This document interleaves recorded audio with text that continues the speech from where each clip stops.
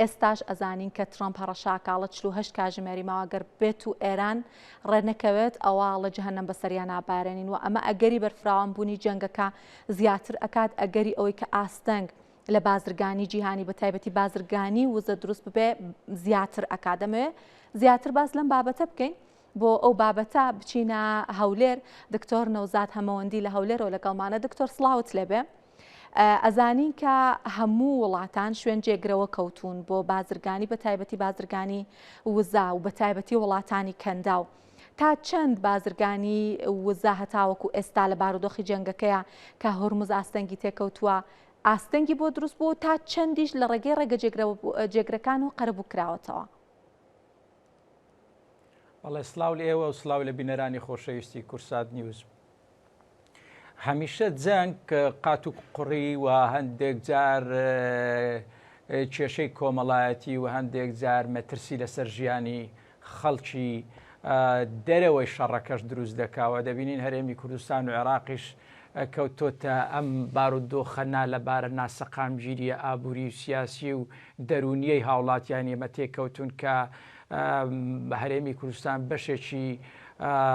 ڕاستەوخۆ و ناڕاستەوخۆش نییە لەم شەڕەدا لەم جەنگەدا بەڵام تێوەگلاوین ئێستا دەبینین بارودۆخی هاوڵاتیانی هەرێمی کوردستان و عێراق بەگشتی بارودۆخێکی زۆر خراپە و مەترسی لەسەر هاوڵاتیان هەیە. ئەوەی کە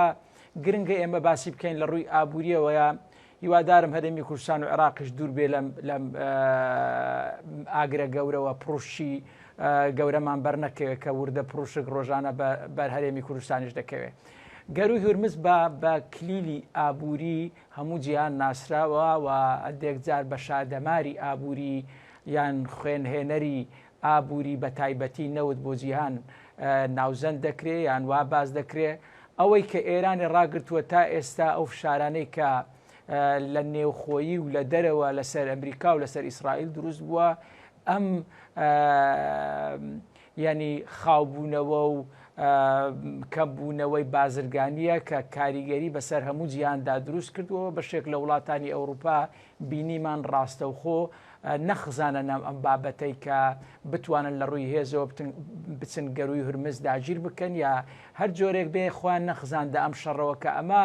هەموو بۆ ئەوە دەگەڕێتەوە کە ئێران کارتێکی فشاری بەهێزی لە دەستا ئەویش گەروی هورمزە و تواناکانی لە ڕووی سەربازیەوە بینیمان ڕۆژانە بابەتی نوێ تاقی دەکاتەوە و خۆڕاگر بووە تا ئێستا بەرامبەر ئەم جەنگە. ئەی باشە دکتۆر هەتاوەکو چەند بابلمەندە بووە بە جێگرەوەی گەروی هورمز زانین گەروی هورمز ئاستەنگی تێکەوتووە ئایا هەتاوەکو ئێستا هیچ وڵاتێک هەبووە کە ڕووبکاتە بابلمەندە بیان جارێکە چاوەڕێم بزان ئەو چی بەسەر دێت؟ بەڵێ ئێستا ئێران بە هەمان شێوە ینی وەکو بابلمەندەویش وەکو گەروی هورمز بەو شێوازە دەیەوێ کۆنتترۆلی بابەتەکە بکە بۆی فشارێکی تر بەسەر ئەوروپا و ئەمریکادا دروست بکەوە بەڵام ئەوەی کە گەروی هورمز کاریگەری ئابوووریەکەی دروست دەکەم پێم وایە کاریگەریەکەی زۆرە و دەبینین لە ١٧ گەشتی کەشتەکانی بازرگانی و بە تایبەتی نەوت لەم سنوورە وەستاون و گەروی هورمز یەک لەو سنوورە بازرگانیانەیە کە بەشی ڕۆژهەڵاتی ئاسیا بە بەشی ڕۆژهەڵاتی ڕۆژئاوای ئاسیا دەبەستێتەوە و نەوتی هەموو خەلیج بەم سنوورەوەدا تێدەپەڕێ بۆ نمونە نەوتی عێراق ١٩٨ نەوتی سعودیا بە ١٨ و نەوتی ئیمارات بە ١٩٨ جگە لە وڵاتی کوێیت و قەتەر و ئێران کە ١٠٠ نەوتەکانیان لە گەروی هورمزەوە بە بازار دەکرێت کە ئەمە کاریگەری بەسەر هەموو جیهاندا دروستکە بە تایبەتی وڵاتی چین بە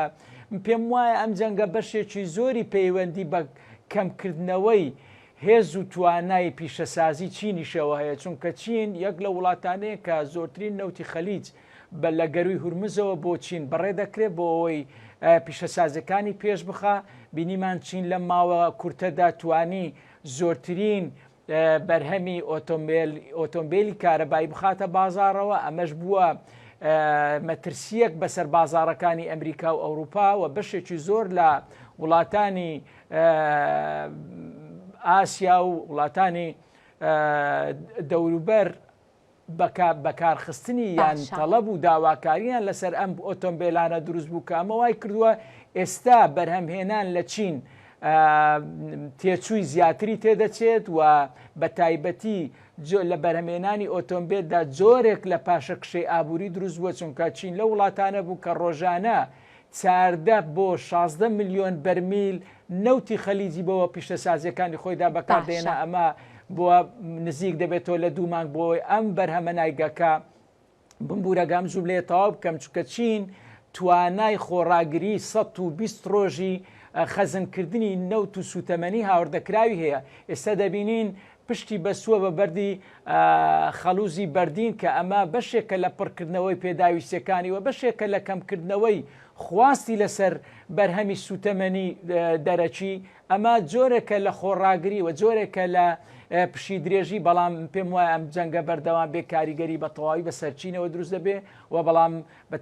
ئەوروپاش بێبەش نابێ لە فشارە ئابووریە. ئەزانین کە ئەگەر بێت و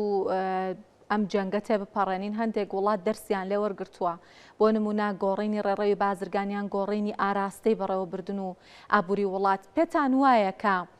تا چەند وڵاتان لە دوای ئەم جەنگە ئیتر زیاتر گرنگی بە وزەی خاوێن بن و کەمێک پشتبەستن بە سوتەمەنیە بەردینیەکان کەم بکەنەوە؟ پێتان وایە ئەسڵەن ئەوە ممکنە؟ بەڵێ بەشێک لە وڵاتانی بەرهەمهێنی نەوت ئێستا بیر لە چۆنێتی چارەسەرکردنی کاتی و دوورمەودا و کورتخایان دەکەن بۆی نەوتەکانیان لە ڕێگای وشکانیەوە بەرە وڵاتانی دراوسێ ببن بۆی بە کەناراوەکانیان بگەێنن کە ئێران یەک لە وڵاتانەیە هەمیشە لە جەنگە و هەمیشە نزیکە لە دروستبوونی کێشە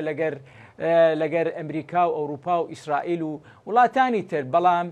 پێم وانە ئەمە بە ئاسانی ئەم کارە جێبەجێ بکرێەوە. زۆربەی وڵاتانەی کە باسم کردن ڕێژەکانیان زۆرەکە نەوتەکەی بە بازار دەخاوە. پێم وایە عێراق منفەزێکی هەیە و جۆرێک بوو لە خاوکردنەوەی ئەو کێشە کەڵەکە بەستوانەی کە لە نێوان بەغدا و هەولێردا هەبوو بە جۆرێک لە خاوبوونەوە، جۆرێک لە ڕێکەوتنی بۆ دروست بوو کە نەوتی عێراق بە هەرێمی کوردستانەوە بەرەو بەندەری جەیهان بەڕێ بکرێ. بەڵام پێم وانە هەموو وڵاتێک بە ئاسانی بتوانێت ئەم ڕێڕەوە دروست بکەوە. ئەمە کاتێکی زۆری پێویستە و تێچوێکی زۆری پێویستە بۆی دەرچی تر بدۆزنەوە لە ڕێگایەکی ترەوە نەوتەکەی هەناردە بکە. بەڵام خۆی ئەگەر بیر لە گەروی هورمز بکەینەوە تەنها نەوتی پێدا تێپەڕ نابێت. بەڵام خۆشبەختانە بەشێک لە کەشتەکانی وەکو ژاپۆن و هەندێک لە بەشێک لە وڵاتانی ترکە ئێران ڕێگەی پێدەدا. ئەمەش جۆرێکە لە هاوکاری بۆ وڵاتانی بەشی مەسەلەن ئەفریقیا مەترسی مردن یا مەترسێکی گەورەی ئابووری بەسەریانەوە باڵی کێشاوە و هەرێمی کوردستان و عێراقش بە دەرنین لەم بابەتە. سپاس دکتۆر نەوزاد هەمەوەندی ئابووری ناز لە هەولێرەوە لەگەڵ مابوو. سپاس بۆ زانیاریەکانتان.